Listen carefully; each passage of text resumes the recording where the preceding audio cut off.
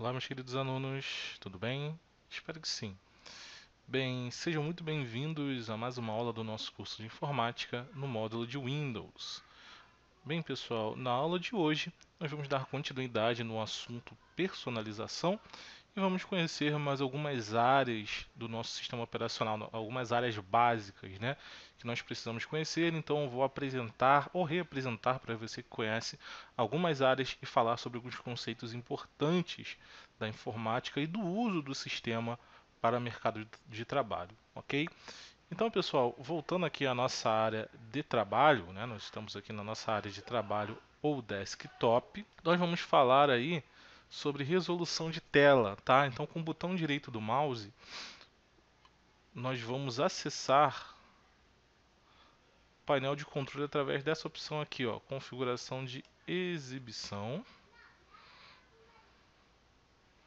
Se for uma versão mais antiga, com o botão direito você já tem a opção resolução de tela, tá? Então o menu da versão 10 é um pouco diferente, porém tem o mesmo objetivo, tá? Então aqui eu tenho como ajustar o brilho, né, do meu computador, tenho como ativar a luz noturna, tá? Mudar a cor aí da iluminação, dependendo do nosso horário, né, se for de manhã ou à noite. E aqui o mais importante, pessoal, vamos focar aqui no mais importante, que é a questão da resolução, que basicamente vai possibilitar a configuração da qualidade, tá, da nossa imagem. Então, quando você clica aqui, ó, existem várias medidas, tá, em pixels de resolução da imagem. Normalmente vai ter aí no computador de vocês a opção recomendável, tá? Que caso não esteja selecionada, é importante que você selecione, tá? Não utilize uma outra resolução, a não ser que o seu computador não tenha a opção recomendável, ok? Porque normalmente as resoluções que não são recomendáveis, elas vão exibir aí de uma forma é, não satisfatória, tá? As informações do seu computador, ou muito grandes ou muito pequenas, né? Atrapalhando a sua visualização e dependendo da resolução, o monitor não consegue exibir a informação na tela. Então, você terá até mesmo problemas aí depois para reconfigurar, tá bom? Então é interessante que sempre a opção de resolução esteja como recomendável, tá? Antigamente nós tínhamos que fazer essa regulagem manual, essa configuração manual, porém hoje em dia não existe mais a necessidade porque ele já autodetecta o seu monitor e já exibe para a gente uma configuração recomendável, que nesse caso é 1366 por 668 pixels, ok? Só que aí vai variar do seu monitor, tá? Se o seu monitor for maior, maior será a resolução. Se o seu monitor for menor, menor será a resolução, tá ok? Aqui em orientação, pessoal, nós temos como configurar aí o posicionamento da informação, né, da nossa imagem em relação à tela, porque podem haver necessidade da tela ser disponibilizada a imagem de jeitos ou formas diferentes, tá? Então, por exemplo, o que eu costumo muito dizer é se você for lá no cartório ou algo do tipo, os monitores, né, os monitores comuns aí de computador, estarão virados, estarão movimentados aí numa posição diferente, tá? Então a parte mais larga fica em pé, eles viram o monitor para conseguir ver a informação de maneira mais completa. Então depende muito da situação para você mudar a orientação da tela. Então, em algumas situações é válido sim. Então, por isso existem essas configurações, tá? A padrão é a paisagem. Porém, nós temos a retrato. Vou mostrar para vocês como fica, tá vendo? O monitor nesta posição e o mouse também fica da mesma forma, tá? O mouse ele fica como se a tela estivesse deitada. Então, essa posição aqui é muito utilizada. Eles deixam o monitor em pé dessa forma para a gente ficar deitado, porque a nossa tela está normal, tá?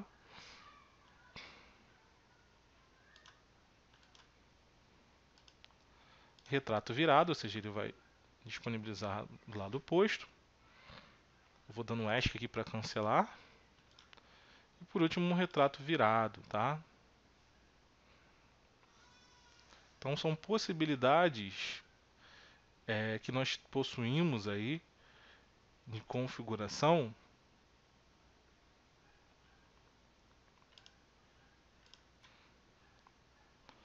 Então são possibilidades que nós temos de configuração que variam de acordo com a necessidade do uso do monitor, tá, pessoal? Isso aí não se aplica no notebook, tá? Eu estou utilizando o notebook para exibir para vocês, mas isso seria mais para monitor, caso você trabalhe em um local que você precise disponibilizar o conteúdo numa posição diferente, tá?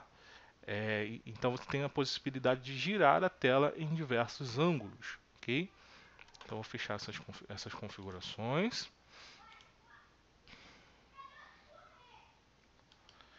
E aí vamos falar, pessoal, sobre uma ferramenta que na verdade foi descontinuada, mas é interessante que você conheça, que você saiba o que foi e em que se transformou, tá? O Gadget, a ferramenta Gadget, ela basicamente é uma ferramenta acessória do Windows, tá? Que existia nas versões anteriores, aí, como por exemplo a 7, e basicamente ela foi descontinuada é, para substituir por ferramentas mais seguras. Então elas funcionavam como os aplicativos simples que nós tínhamos para auxílio ao usuário no sistema Windows 7. Tá? Então, o que nós tínhamos de gadget lá? Nós tínhamos calendário, nós tínhamos conversor de moeda, ferramenta de clima e tempo. Nós tínhamos essas ferramentas básicas, alguns joguinhos, tá? Medidor de CPU, entre outras ferramentas de auxílio ao usuário Windows, que na verdade não foram atualizadas porque foram substituídas, na verdade, por ferramentas mais seguras, que com certeza vocês conhecem e já ouviram falar do termo apps ou aplicativos. Né? Então, os gadgets foram alterados, né? Foram substituídos pelos nossos apps ou aplicativos do sistema Windows. E então, nas versões posteriores, né, a versão 7, todas depois da versão 7, você vai ter uma ferramenta como essa aqui, chamada Windows Store, tá? Vou abrir aqui para você. Ou seja, a loja do Windows, né? E a loja do Windows, pessoal, é bem fácil de explicar para vocês, porque todo mundo que tem um celular, smartphone, terá uma loja, né? Uma loja de aplicativos ou programas para serem instalados aí no seu celular, no seu tablet, dispositivo móvel, etc. Né? Então, todo o celular hoje, ou dispositivo atual que possui um sistema operacional, possui uma loja para fazer o download. Então, nós temos uma loja também da Microsoft, onde você deve inserir uma conta de e-mail. Né? Eu tenho a minha conta de e-mail aqui logada no meu computador e eu tenho a possibilidade de baixar jogos, programas, aplicativos, inclusive aqueles que também têm a compatibilidade para celular, por exemplo, tá? Instalar no meu computador. Então, esse aqui é o Windows Store e basicamente os nossos gadgets, os nossos antigos gadgets, podem ser hoje visualizados como aplicativos, tá? E também tem o mesmo objetivo de continuar auxiliando o usuário do sistema Windows. E antigamente, nas versões anteriores, se você quiser dar uma olhadinha nos gadgets, você clicaria com o botão direito aqui na área de trabalho e encontraria essa opção chamada Gadgets. Hoje nós não temos mais na versão 10 essa ferramenta disponível. Bem, pessoal, eu vou exibir aqui para vocês um conteúdo muito interessante e importante para que a gente possa dar seguimento às nossas aulas de Windows. É importante que você tenha esse conhecimento para que possamos avançar e para que possamos utilizar arquivos e documentos dentro do nosso computador de uma maneira mais assertiva, ok? Então, abrindo aqui o meu explorador de arquivos, eu vou exibir para vocês algumas informações, tá? Vamos falar aí sobre unidades de medidas digitais, ok? Então,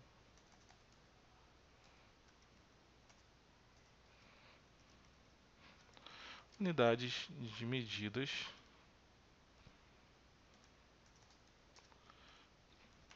digitais.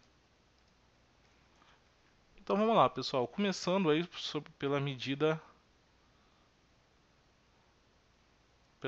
menor aí que nós possuímos no nosso computador, que é a medida byte, tá? Então nós temos primeiro aí o byte, depois nós vamos possuir aí o kilobyte,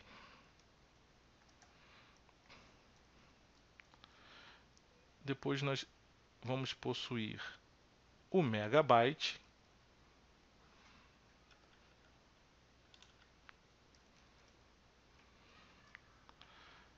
Em seguida, nós vamos possuir aí o gigabyte e o terabyte, por exemplo, tá? Vamos parar nessa medida chamada terabyte, ok? Porém, vou mostrar para vocês depois aí, a título de curiosidade, que existem mais medidas além dessas, tá? Então, o byte, pessoal, ele não tem sigla. O kilobyte ele é representado pela sigla KB.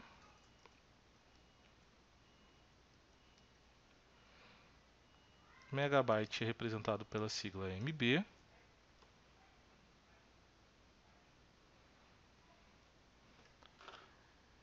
Deixa eu desfazer aqui.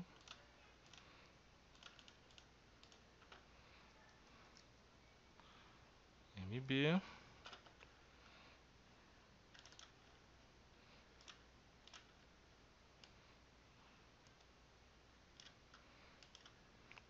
O gigabyte é representado pelo GB e o terabyte é representado pelo TB, ok? TB. Beleza, Vitor, mas aí como é que funcionam essas medidas digitais, tá? Vamos lá na tabelinha que já está aberta aqui para poder explicar para vocês um pouco melhor. Primeiro nós começamos com o byte, tá, pessoal? O byte ele é a medida mínima que nós possuímos dentro da informática ou da computação, tá? A medida byte. A medida byte, ela vai ter um caractere que constitui 8 bits, tá? Então, se eu tenho um byte, esse 1 byte possuirá dentro dele o que nós chamamos de 8 bits, tá? Que são caracteres que constituem qualquer unidade de medida na informática ou na computação. E esses bits, pessoal, eles podem ser considerados caracteres, né, que nós possuímos dentro do nosso computador ou que nós de repente venhamos inserir dentro do nosso computador, tá? Então, digamos que eu digite uma informação, digito a letra B de byte. Logo, eu teria um byte que é constituído por 8 bits, tá? E esses 8 bits são as instruções existentes no nosso computador que vão possibilitar que algo seja inserido dentro do mesmo, tá? E aí no nosso computador, pessoal, nós temos a linguagem binária, tá? O nosso computador não entende a nossa linguagem, ele tem uma linguagem própria chamada linguagem binária, que a mesma é constituída por sempre 8 bits, tá? Então por isso nós começamos aqui já com o valor 8. Qualquer informação inserida no nosso computador, ela sempre será inserida por meio de linguagem binária, e a linguagem binária ela sempre possuirá 8 bits, tá? São combinações de 8 bits. Qualquer informação, então digitou uma letra, essa letra terá 8 bits ali, uma combinação de 8 bits que gerará aí aquela informação convertida em uma informação compreensível por nós usuários, tá? Então só para a gente entender, o byte é a medida mínima e o byte ele é constituído por 8 bits, tá? Dentro da nossa linguagem binária. O kilobyte, pessoal, ele vai ter 1024 bytes, ok? Então aqui são os caracteres existentes, tá? Em cada medida. A partir do momento que eu tenho cada medida, e aqui é a forma a qual nós calculamos, tá? Nós exponenciamos, mas não vamos entrar muito nesse mérito, apenas é um exemplo mesmo para indicar aqui como que calcularíamos quantos caracteres tem em cada medida, tá certo? Mas nesse momento vamos nos ater ao seguinte, que no kilobyte eu vou ter 1024 bytes, tá? Deixa eu voltar lá na minha anotação. Dentro do kilobyte, para que eu tenha 1 kilobyte apenas, para que eu tenha 1 KB, eu tenho que ter 1024 bytes. Então, para que eu tenha 1 kilobyte, eu tenho que ter 1024 bytes. Então, quando eu chego ao valor de 1024 bytes, logo eu tenho 1 kilobyte. E aí, pessoal, os próximos cálculos são muito simples, tá? Porque a partir do momento que eu entendo isso aqui, é só aplicar a mesma coisa nos de baixo, tá? É importante dizer o seguinte, que como a gente trabalha com a linguagem binária ela é variável de zeros e um, tá? Então ela nunca vai dar um valor redondo igual a gente tem na medida física, né? Então, por exemplo, 1 metro normalmente 1 quilo, né? Então normalmente a gente tem a medida de 1000 para chegar àquela determinada medida, né? Então, ou 1000 ou 100, né? E assim por diante. Aqui a gente não vai ter o valor redondo, a gente vai ter sempre o 1024, tá? Que é o valor que nós temos para chegar numa outra categoria, ok? Nós não vamos ter aí 1000 litros, 1000 quilos, 1000 centímetros ou 100 centímetros. Nós não teremos valor redondo, só para vocês entenderem, tá? Para chegarmos numa nova categoria, por exemplo, de centímetro para metro, para quilômetro, né? Normalmente a gente trabalha com valor de 100 ou 1000. Aqui não, a gente sempre vai trabalhar com 1024, tá? Pelo fato de ser linguagem binária, ele sempre vai dar valor fracionado, ele não vai dar valor redondo, ok? Então, só para vocês entenderem, a partir de então, só para vocês compreenderem aí, sempre que eu tiver o valor de 1024, eu entro numa nova categoria. Ou seja, para que eu venha ter 1 megabyte, eu tenho que ter 1024 do anterior. E qual foi o anterior? Kilobytes, né? Então, para que eu tenha 1 megabyte, eu tenho que ter 1024 kilobytes. Para que eu tenha 1 gigabyte, eu tenho que ter 1024 megabytes. Para que eu tenha 1 terabyte,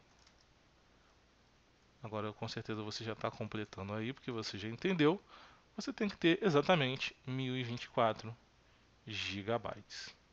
Ok? Então, muito fácil e simples.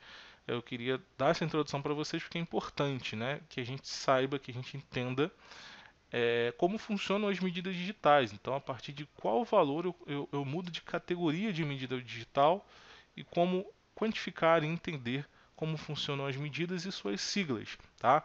E aí, como eu disse para vocês, apenas a título de informação, existem outras medidas digitais, tá? Como o pentabyte, PB, hexabyte, HB e otabyte, YB, tá? Porém, essas medidas não são tão praticadas, elas não são tão praticadas no mercado hoje, então nós não vamos aí se aprofundar nelas porque ainda são medidas que não são tão praticadas hoje no mercado profissional, tá? Mas só a título de informação é sim possível que você tenha algo além do terabyte, tá? E aí a lógica sempre será a mesma, como vocês podem ver aqui no cantinho. Porém, a gente vai se ater mais aqui ao terabyte, que são as medidas que a gente mais trabalha aí no nosso dia a dia quando falamos de computação, quando falamos de informática, tá certo, gente?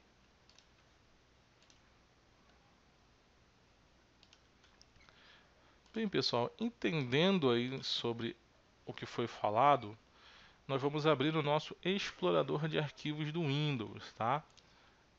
Nós vamos falar aí sobre a ferramenta exploradora de arquivos ou o Windows Explorer. Ele na verdade, representado por essa pastinha que nós temos aqui embaixo, essa pastinha amarela, tá vendo? Você pode clicar diretamente na pastinha amarela, que normalmente fica na parte inferior da barra, né, na barra de tarefas, ou você pode localizá-lo pelo menu iniciar e digitar aqui explorador de arquivos ou Windows Explorer, tá? Então tá lá, ó, o explorador de arquivos ou Windows Explorer. Vou maximizar a minha janelinha e vou clicar aqui em este computador, tá? Vamos clicar aqui em este computador, computador ou meu computador, tá? Independente da versão que você esteja utilizando, ok? Então, pessoal, dentro do meu computador, aqui em cima eu tenho as pastas ou bibliotecas, tá? A gente vai falar depois sobre elas, vou ocultar. Nas versões anteriores, normalmente não tem essa pastinha na parte superior. Normalmente fica dessa forma aqui que eu vou mostrar para vocês, que é assim, ó. Dispositivos e unidades, tá? E o que eu vou ter aqui em dispositivos e unidades? Eu vou ter o meu HD, ou disco rígido, e vou ter, nesse caso, um driver de CD e DVD, tá? E também terei qualquer tipo de dispositivo removível do meu computador, que é o caso da unidade de CD e DVD, ou seja, eu posso inserir um CD ou um DVD a qualquer momento, ou até mesmo um pendrive ou HD externo, por exemplo, tá? Então aqui eu vou ter os meus dispositivos removíveis e o meu dispositivo fixo armazenado no meu computador, que é o HD, que é o responsável por guardar as informações ou armazenar as informações no meu computador, tá? E a gente já vai falar sobre o que a gente acabou de aprender quando falarmos sobre leitura de documentos, arquivos ou armazenamentos no nosso computador, ó. Então, a partir desse momento, eu tenho certeza que você vai facilmente entender a leitura dessa informação que eu vou mostrar para vocês. Deixa eu aproximar com a lupa. Aqui embaixo, tá vendo? Quanto que eu tenho aqui, ó? 124 GB. Eu tenho 124 GB, eu tenho 124 gigabytes, né? Tenho 124 gigabytes livres de 448 gigabytes no total, tá? Então o meu HD ele tem 448 gigabytes disponíveis para armazenamento. Aí surge a pergunta, mas Vitor, eu não compro um HD de 448 gigabytes. Por que essa informação está dessa forma? Não está exibindo o armazenamento completo? Que HD é esse de 448 gigabytes?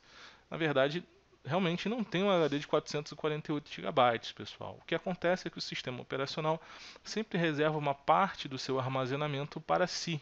Tá? Sempre existe uma área que não será armazenável, não será disponível para o armazenamento do usuário.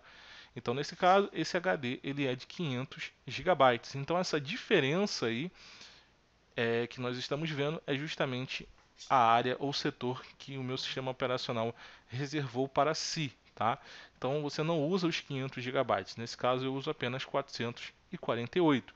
A mesma coisa acontece com os pendrives, HD externo e etc, tá? Então a partir de hoje observe que você verá que realmente acontece dessa maneira. Tá bom, gente? Então aqui eu tenho uma unidade de CD e DVD, tenho um DVD inserido aqui no meu computador. Tá, ó, removi ele, como vocês podem ver, e ele vai exibir, ó, que é uma unidade de CD e DVD. Então, quando eu inserir o meu CD e DVD, ele vai exibir lá uma prévia do conteúdo, né, que eu tenho em meu DVD, por exemplo, tá? E aqui também seriam inseridos os pendrives, inclusive eu vou falar rapidamente com vocês sobre o pendrive. Então, como vocês podem ver, está exibindo para mim que eu inseri um CD ou DVD, e aqui eu posso explorar os arquivos existentes. Eu tenho aqui um pendrive, como vocês podem ver. Vou falar rapidamente aí um pouco sobre o pendrive, tá?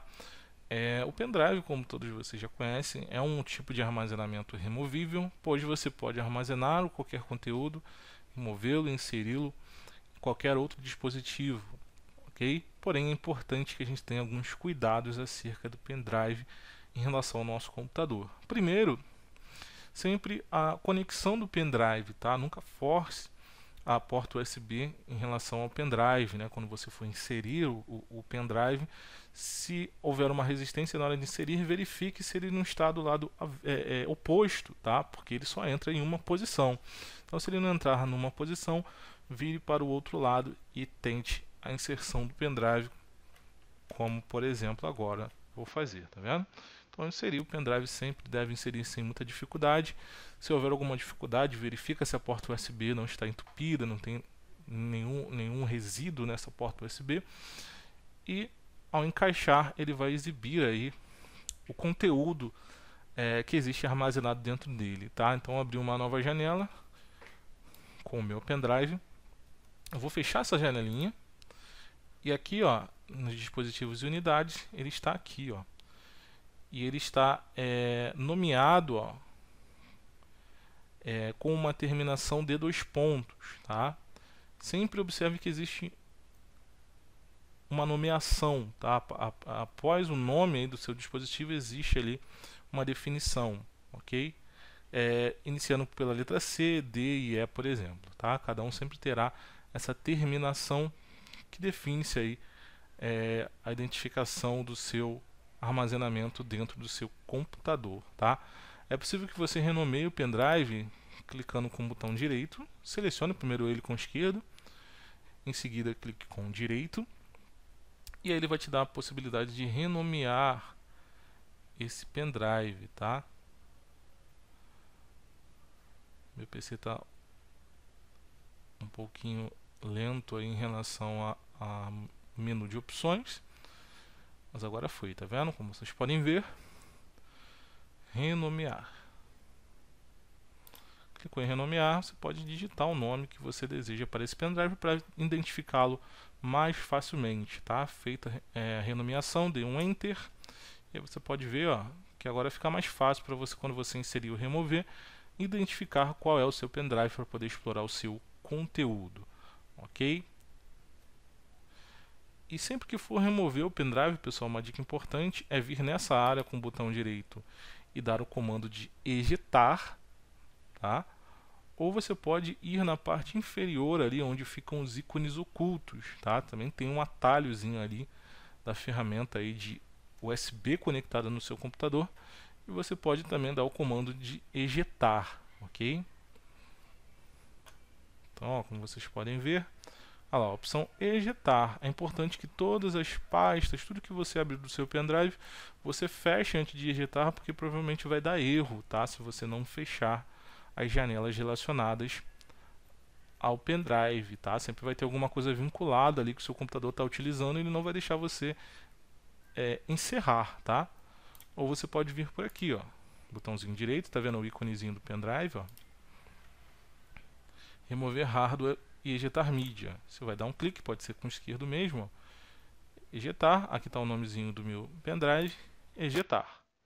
Pronto, aí ele vai exibir falando aqui que eu posso remover o hardware com segurança, e assim eu faço a remoção do pendrive sem correr riscos, tá?